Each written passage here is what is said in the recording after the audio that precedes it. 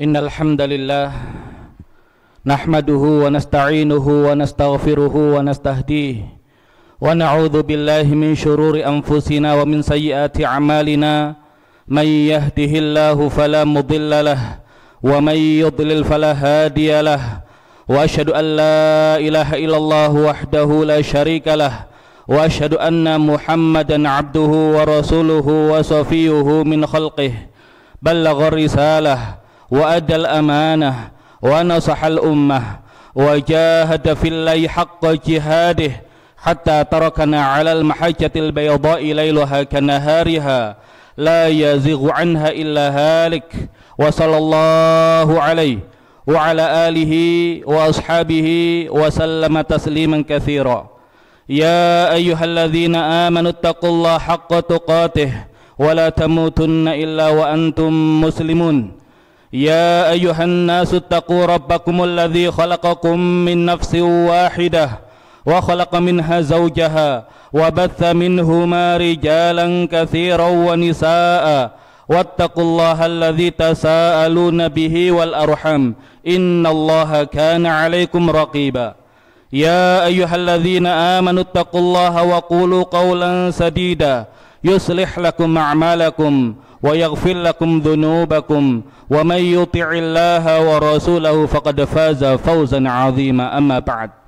Fa ya ibadallah usini wa iyyakum bittaqwallahi wa ta'ati faqad fazal muttaqun. Jamaah sidang Jumat yang dirahmati Allah Subhanahu wa taala, bersyukur Allah Subhanahu wa taala masih memberikan kita kenikmatan untuk bisa hidup di pertengahan kedua bulan Sya'ban, yang semoga Allah Subhanahu wa taala juga memberikan kita kesempatan untuk bisa menyaksikan hadirnya bulan yang paling mulia, bulan yang paling agung, yaitu bulan Ramadan, yang Allah Subhanahu wa taala jadikan bulan Ramadan sebagai bulan untuk mentarbiyah kita, sebagai bulan untuk membersihkan pengaruh-pengaruh setan dalam diri kita, sehingga bulan Ramadan adalah satu-satunya bulan yang Allah Subhanahu wa taala sebutkan di dalam Al-Qur'an. Allah Subhanahu wa taala berfirman, "Syahrul Ramadan alladzi unzila fihi al-Qur'an hudal linnas wa bayyinatin minal huda wal furqan faman syahida minkum syahra falyasum." Bulan Ramadan, bulan yang di dalamnya Allah Subhanahu wa taala menurunkan Al-Qur'an sebagai petunjuk bagi manusia dan penjelasan dari Al-Huda dan Al-Furqan, dan barang siapa yang menyaksikan hadirnya bulan Ramadan maka hendaklah dia berpuasa. Seolah Allah Subhanahu wa taala ingin menyampaikan kepada kita tentang dua hal yang terkait dengan bulan Ramadan.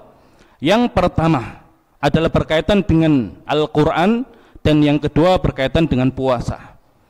Allah Subhanahu wa taala sebutkan bulan Ramadan di satu surat yang paling panjang di dalam Al-Qur'an, di satu surat yang Allah Subhanahu wa taala turunkan di awal fase Madaniyah, dan ayat yang terakhir turun menjadi ayat yang terakhir diturunkan kepada Nabi Muhammad SAW di penghujung masa kenabian Nabi Muhammad SAW, dan surat yang dimaksud adalah surat Al-Baqarah.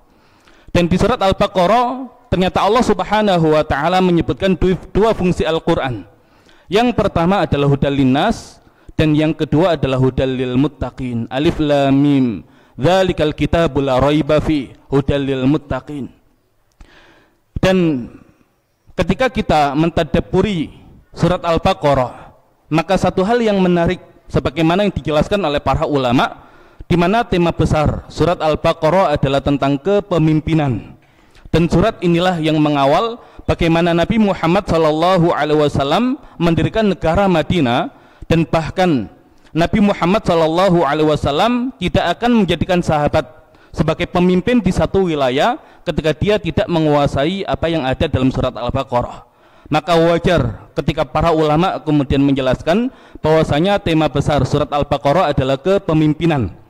Dan kalau kemudian kita runut dari awal surat Al-Baqarah sampai akhir surat Al-Baqarah, maka akan kita dapati beberapa kepemimpinan yang dikisahkan oleh Allah Subhanahu wa taala di dalam surat Al-Baqarah.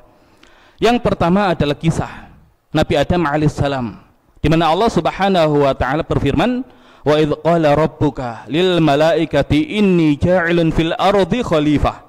Dan ingatlah ketika Rabbmu berkata kepada para malaikat, sesungguhnya aku akan menjadikan khalifah. Maksudnya adalah Nabi Adam alaihissalam sebagai manusia pertama. Kemudian Allah subhanahu wa ta'ala juga mengisahkan tentang Bani Israel, yang Allah subhanahu wa ta'ala pernah memilih mereka menjadi umat yang terbaik di zamannya.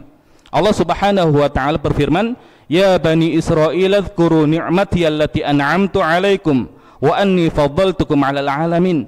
Wahai Bani Israel, ingatlah kenikmatan yang aku berikan kepada kalian, dan kami telah melebihkan kalian di atas manusia di zamannya. Dan di antara Bani Israel ini secara khusus Allah subhanahu wa ta'ala sebutkan tentang Raja Talut. Innallaha qad ba'atha lakum Taluta malikah. Sesungguhnya Allah subhanahu wa ta'ala telah mengutus untuk kalian Talut sebagai raja. Dan juga Allah subhanahu wa ta'ala mengkisahkan kisah Nabi Ibrahim. Wa idzibtala Ibrahim rabbuhu bikalimatin fa'atammahun qala inni ja'iluka linnasi imama. Dan ingatlah ketika Ibrahim diuji oleh Tuhannya dengan kalimat-kalimat ujian, maka dia menyempurnakan ujian itu, menyelesaikannya dengan sempurna. Maka apa balasan Allah? Inni ja'iluka linnasi imama. Aku menjadikan engkau wahai Ibrahim sebagai imam, sebagai pemimpin bagi manusia. Nah, seolah Allah subhanahu wa ta'ala ingin mengajarkan kepada kita tentang konsep menghadirkan kepemimpinan. Dan ternyata di dalam surat Al-Baqarah ada dua model kepemimpinan. Ada kepemimpinan yang itu anugerah dari Allah subhanahu wa ta'ala, sebagaimana yang tadi kita sampaikan ayatnya. Dan ada kepemimpinan sebagai satu hal yang Allah subhanahu wa ta'ala tidak ridho, namun Allah berikan ya sebagai satu istidraj, agar kemudian Allah subhanahu wa ta'ala bisa timpakan hukuman yang lebih besar. Dan itu adalah kisah raja yang berdebat dengan Nabi Ibrahim, yang dia mengaku dirinya sebagai Tuhan, yang kita kenal dengan Raja Namrud. Nah, sehingga ada dua model kepemimpinan dalam surat Al-Baqarah. Ada kepemimpinan yang dia adalah anugerah, dan ada kepemimpinan yang dia adalah istidraj dari Allah subhanahu wa ta'ala. Maka mana yang kemudian mau kita pilih? Kepemimpinan yang merupakan anugerah dari Allah, atau kemudian kepemimpinan yang dia adalah istidraj yang jelas setelahnya tidak menghadirkan kebaikan, namun menghadirkan keburukan-keburukan. Namun kalau kemudian kita teliti kembali, ternyata ayat-ayat yang berbicara tentang kepemimpinan semuanya berbicara tentang makanan. Maka Nabi Adam alaihissalam ketika Allah subhanahu wa ta'ala jadikan khalifah, maka Allah subhanahu wa ta'ala mengatakan kepada Nabi Adam, uskun anta wa zawjukal jannah wa kula minha ragadan haitsu syi'tuma wa la taqraba hadhihi syajara fatakuna minadh dhalimin.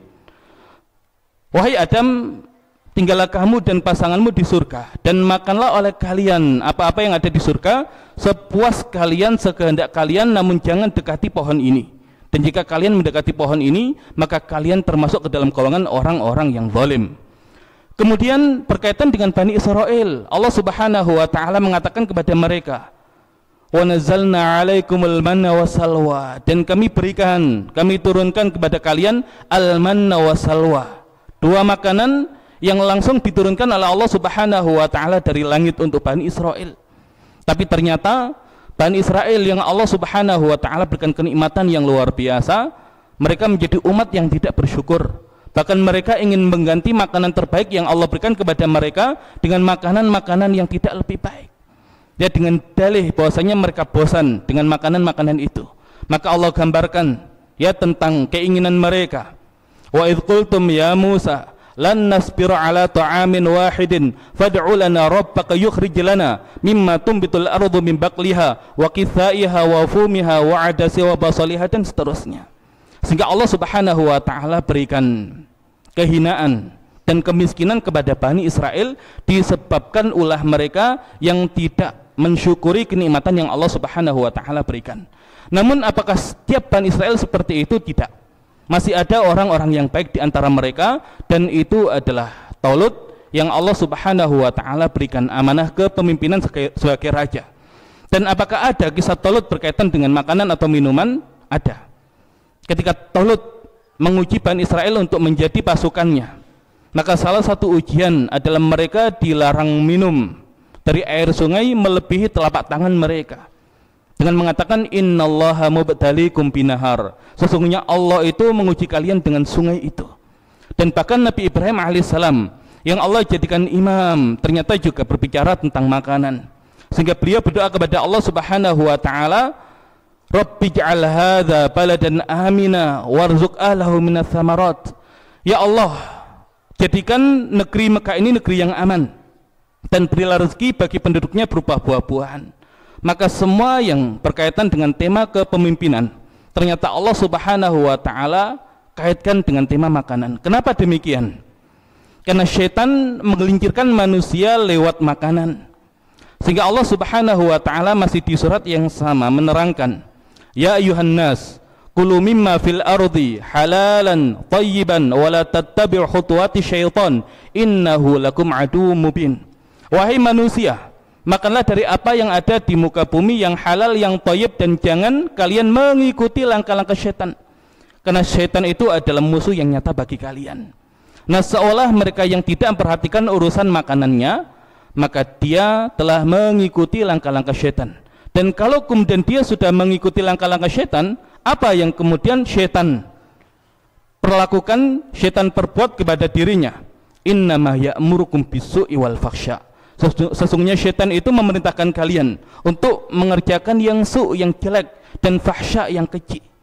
Nah, sehingga Allah Subhanahu wa taala di surat Al-Baqarah juga menerangkan tentang makanan-makanan yang haram. Pelajarannya apa?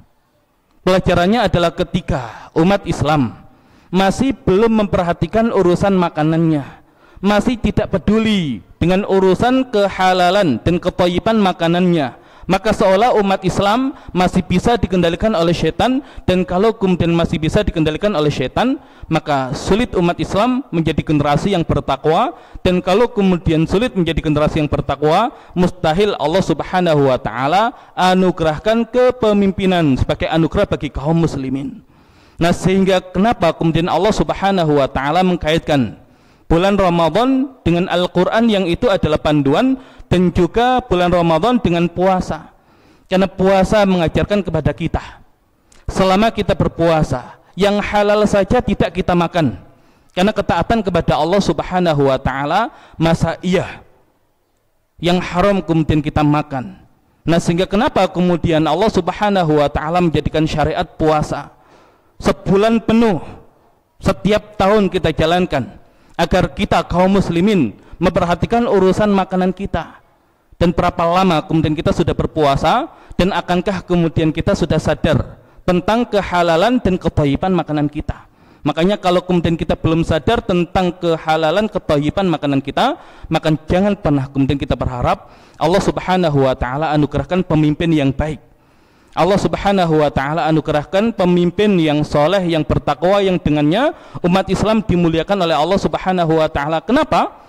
Karena umat Islam masih bisa dipengaruhi oleh hal-hal yang berkaitan dengan makanan, atau kemudian harta, atau kemudian yang lain, yang itu semuanya diharamkan oleh Allah Subhanahu wa taala. Maka puasa mengajarkan kepada kita agar kita menghilangkan hal-hal yang haram dari diri kita, dari keluarga kita. Dan kalau kemudian kita sudah bisa meninggalkan yang haram, kita istiqomah, kita pertahankan, kita hanya makan yang halal, kita hanya makan yang thayyib, maka dengan itu potensi menjadi generasi yang bertakwa sangat besar. Dan dengan demikian kemudian Allah Subhanahu wa taala hadirkan kepemimpinan ya sebagai satu anugerah bagi kaum muslimin yang sudah Allah Subhanahu wa taala berikan kepada para sahabat dan generasi-generasi besar Islam setelah sahabat. Barakallahu wa lakum fil Qur'anil azim wa nafa'ani wa iyyakum bima fihi minal ayati wa dzikril hakim. Aqulu qawli hadza wa astaghfirullah li wa lakum wa li sa'iril muslimina wal muslimat fastaghfiruh innahu huwal ghafurur rahim.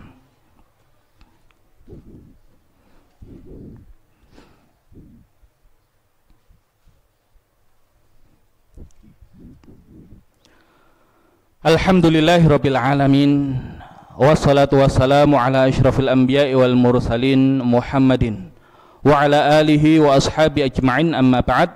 Faya ibadallah, usini wa iyyakum bitaqwallahi wa ta'ati faqad fazal muttaqun. ayat-ayat tentang puasa Allah Subhanahu wa taala sebutkan banyak sekali di surat Al-Baqarah. Dan ternyata di tengah-tengah ayat puasa Allah Subhanahu wa taala menyebutkan satu ayat, wa idza sa'alaka 'ibadi 'anni fa inni qarib ujibu da'watad da'i idza da'an falyastajibu li wal yu'minu bi la'allahum yarshudun. Jika hambaku bertanya tentangku, katakan aku dekat. Ujibu da'watad da'i idza da'an, aku mengijabah doa hamba-hambaku yang berdoa kepadaku. Fal yu'minu bi, ya maka hendaklah kemudian ya mereka beriman. Fal yastajibu li wal yu'minu bi, hendaklah mereka menyambut seruanku dan hendaklah mereka beriman, la'allahum yarshudun, agar mereka mendapatkan bimbingan dan petunjuk. Nah, kenapa Allah Subhanahu wa taala munculkan tema kedekatan dengan Allah Subhanahu wa taala di tengah ayat-ayat puasa, dan Allah Subhanahu wa taala munculkan pembahasan tentang doa di tengah ayat-ayat puasa? Karena mereka yang gagal di dalam puasanya karena masih memakan yang haram, mengambil harta yang haram, maka dijelaskan di dalam hadis kisah seorang laki-laki yang dia yutilus safar, panjang safarnya, asy'ath aghbar, rambutnya kusut, rambutnya berdebu, dan kita tahu safar adalah sebab dikabulkan doa. Kemudian dia mengangkat tangannya, dan mengangkat tangan dalam doa adalah sebab dikabulkan doa.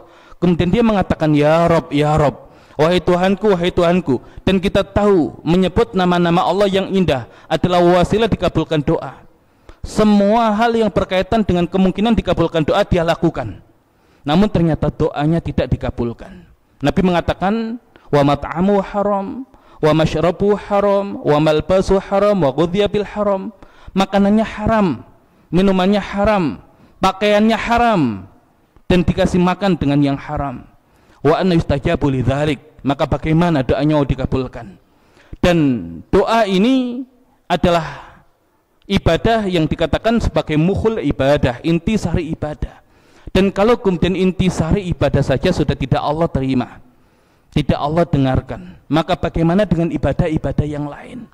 Dan secara terang-terangan dalam mazhab Syafi'i dikatakan syarat diterimanya amal ibadah di samping ikhlas, di samping ittiba, mengikuti tuntunan Nabi Muhammad SAW, dan yang ketiga adalah memakan yang halal.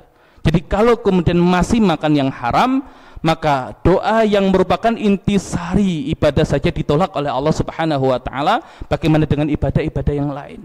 Dan kalau kemudian Allah tidak menerima ibadah-ibadah kita, maka hakikatnya kita bukan umat yang baik. Dan kalau kemudian kita bukan umat yang baik, wajar ketika Allah Subhanahu wa taala pilihkan pemimpin yang juga tidak baik bagi kita. Tapi kalau kemudian kita bisa menjaga ibadah kita karena kehalalan makanan kita, karena kehalalan harta kita, dan kita tidak mengambil kecuali yang itu adalah hak kita, maka insya Allah potensi ibadah kita diterima oleh Allah. Dan kalau ibadah kita diterima oleh Allah, maka kita adalah umat yang baik. Dan kalau kemudian kita umat yang baik, maka Allah Subhanahu wa taala akan anugerahkan pemimpin yang baik. Dan ternyata di akhir pembahasan tentang ayat-ayat puasa, Allah kembali ingatkan, wala ta'kulu amwalakum bainakum bil batil, dan janganlah kalian memakan harta sesama kalian dengan cara yang batil. Kenapa? Ya, artinya ketika kita masih memakan harta sesama kita dengan cara yang batil, maka gagal puasa kita, maka tidak diterima puasa kita. Dan apalah artinya kemudian kita sebulan penuh tidak makan, tidak minum, tapi Allah Subhanahu wa taala tidak menerima amal ibadah kita disebabkan hal yang mungkin sebagian mengatakan remeh-temeh.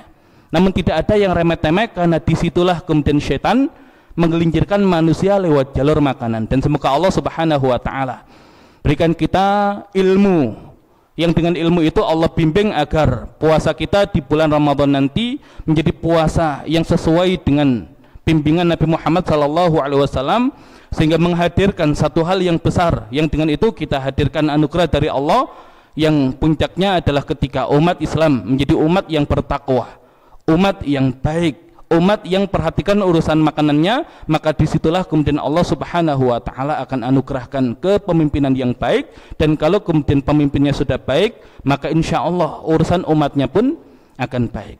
innallaha wa malaikatahu yusholluna 'alan nabi ya ayyuhalladzina amanu shallu 'alaihi wa sallimu taslima.